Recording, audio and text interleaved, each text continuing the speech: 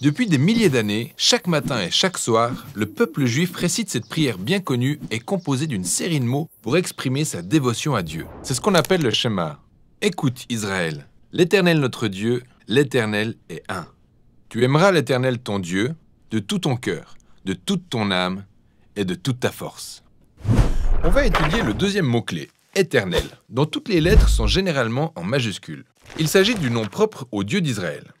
C'est dans l'histoire de Moïse et du buisson ardent, qui se trouve en Exode 3, qu'on découvre pour la première fois la signification de ce nom. Dieu apparaît à Moïse et l'envoie libérer les Israélites de l'esclavage.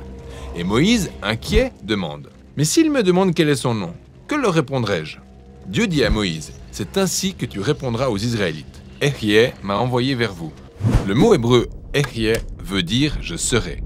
Autrement dit, le nom de Dieu veut dire qu'il est celui qui est et qui sera. L'existence de Dieu ne dépend de rien ni de personne. Ce Dieu est, tout simplement. Mais pour Moïse, ça sonnera bizarre d'aller dire aux Israélites « Je serai m'a envoyé vers vous ». Seul Dieu peut dire « Je serai ». Alors, dans la phrase suivante, Dieu dit à Moïse ce qu'il est censé dire à haute voix. « Yahweh, le Dieu de vos pères, m'a envoyé vers vous ». En fait, le mot « Yahweh » est dans l'hébreu ancien le même verbe sous la forme « il sera ». Et c'est le nom propre au Dieu d'Israël. Ça apparaît plus de 6500 fois dans l'Ancien Testament. Et voici le clou de l'histoire. Au cours des siècles, les Israélites ont voulu honorer le caractère sacré de ce nom divin. Alors, quand ils lisaient la Bible en hébreu à haute voix et arrivaient à ce nom, ils ont cessé de dire Yahweh pour commencer à prononcer plutôt le mot hébreu Adonai, qui veut dire Seigneur. Cette pratique s'est perpétuée au fil des siècles, de sorte que lorsqu'on a commencé à traduire la Bible en français, on a conservé la même habitude.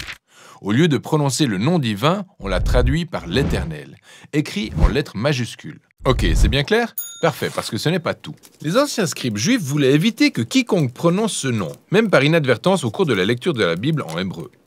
Et ils ont trouvé une astuce visuelle pour qu'on se rappelle de dire plutôt Adonai. Ils ont pris les 4 consonnes du nom de Dieu. Elles correspondent aux lettres de l'alphabet français Y, H, W, H. Ensuite, ils ont inséré les 3 voyelles du mot Adonai et les ont combinés pour créer un mot hybride artificiel qui, s'il était prononcé, donnait Yahoua. Mais aucun Israélite n'a jamais prononcé Yahoua, car c'est simplement un rappel visuel invitant à dire Adonai. C'est ici que ça devient plus intéressant. Beaucoup plus tard, les scribes chrétiens sont arrivés et, ignorant que Yahoua était un mot artificiel, ils ont commencé à le prononcer à haute voix et à le mentionner dans les écrits. Mot qui a finalement donné en français Jéhovah, que beaucoup de gens continuent d'utiliser aujourd'hui.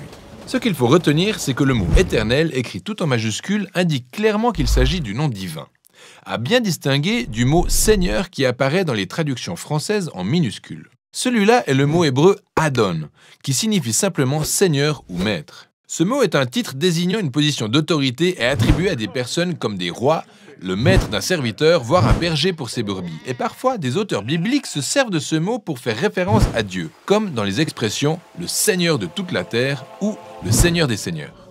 Mais au-delà de tous ces mots, Jéhovah, Éternel, Adonai, se trouve le nom divin originel du Dieu d'Israël.